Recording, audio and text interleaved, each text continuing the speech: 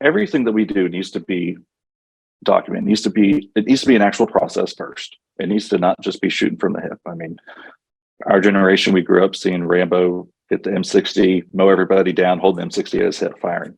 Yeah, in reality, there's no way that would happen because it's not going to be effective.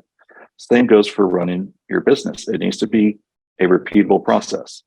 We all make jokes about McDonald's, and their quality aside, they have a process that people go through. And that is one of those things that psychologically makes people go back to McDonald's, is they know what to expect.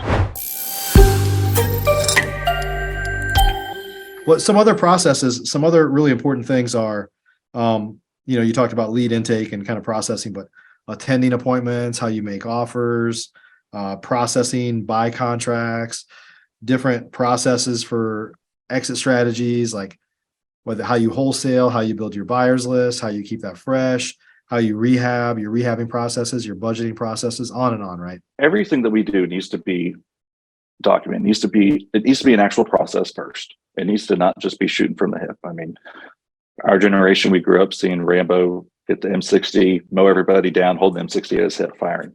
Yeah, in reality, there's no way that would happen because it's not going to be effective. Same goes for running your business. It needs to be a repeatable process. We all make jokes about McDonald's, and their quality aside, they have a process that people go through. And that is one of those things that psychologically makes people go back to McDonald's, is they know what to expect. Yeah.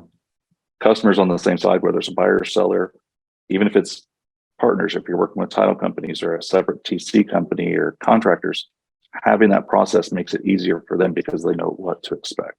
Yeah. So we have processes for everything that you went through on there. Process of getting contracts, going through appointments, making offers. That also makes it easier to train people.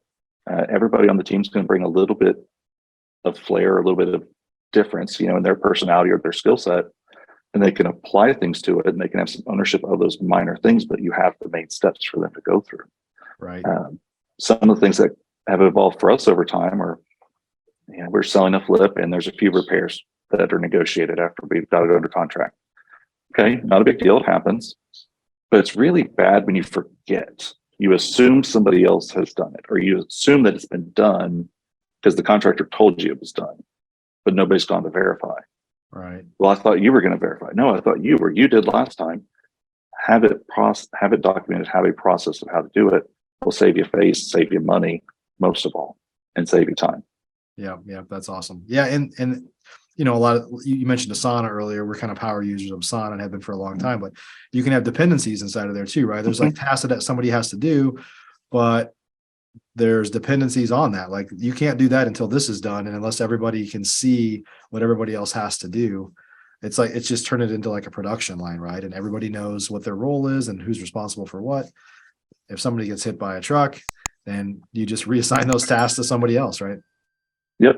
And then there's of course follow-up, and every team does it different, but we have a meeting every week where we go through the status of all of our properties, whether they're under contract, in rehab, or for sale, just to make sure we haven't missed something. Somebody may get a little bit happy and get ahead of themselves and mark a task closed, or who knows, there's all kinds of scenarios that happen. Sure. But keeping everybody on the same page helps as well. So that's a big part of our overall process.